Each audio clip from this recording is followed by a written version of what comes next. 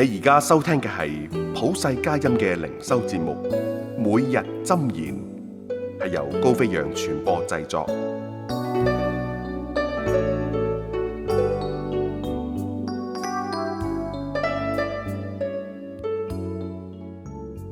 11月1日，神滿足我們對榮美的渴望。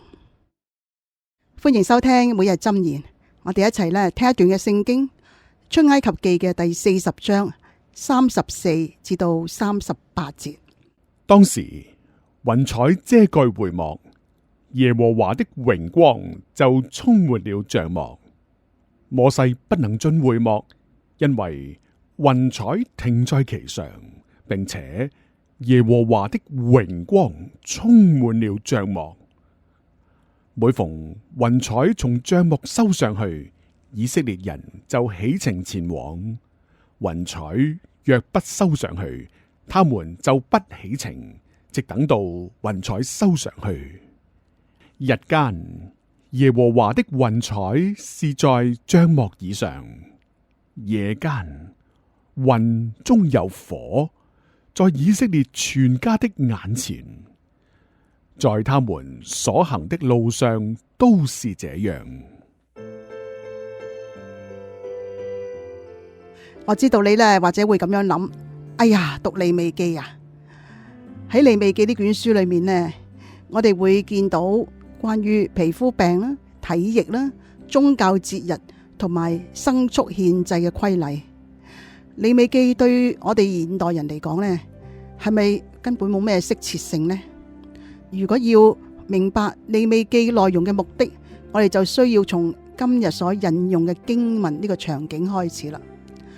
會幕係一個類似帳幕嘅結構，作為可以移動嘅聖殿，佢係一個設計精美嘅空間。神就喺呢一度降臨，同佢嘅子民同在。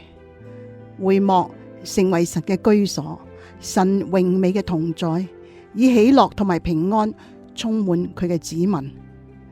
我哋被造，心靈嘅深處都係渴慕榮美嘅，見到美麗嘅日落，聽到振奮人心嘅音樂，探索令人興奮嘅發言，或者嘗到美味可口嘅食物，呢一啲嘢都能夠刺激我哋對榮美嘅渴慕。但係我哋對榮美嘅渴望總係唔能夠得到滿足，直到我哋知道榮美最終係指引我哋嚟到榮美嘅源頭，呢個就係神自己，先能夠完全滿足。好耐以前嘅曠野，神嘅榮光必定能夠令百姓感到肅然起敬噶啦。就喺野地裏面，呢一位一切美好同埋公正嘅源頭，仍然嚟到住喺佢嘅子民中間。好多年之後，當神嘅兒子耶穌降臨，並且與我們同住帳幕中，神再一次翻到嚟與我哋同在。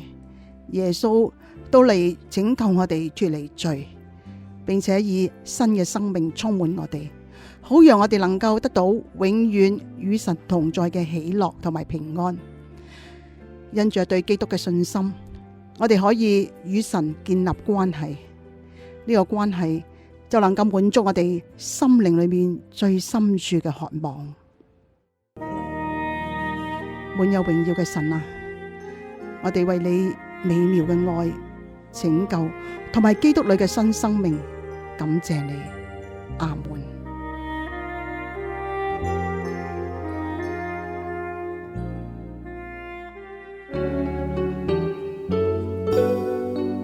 你而家收聽嘅係普世佳音嘅靈修節目，每日箴言，係由高飛揚傳播製作。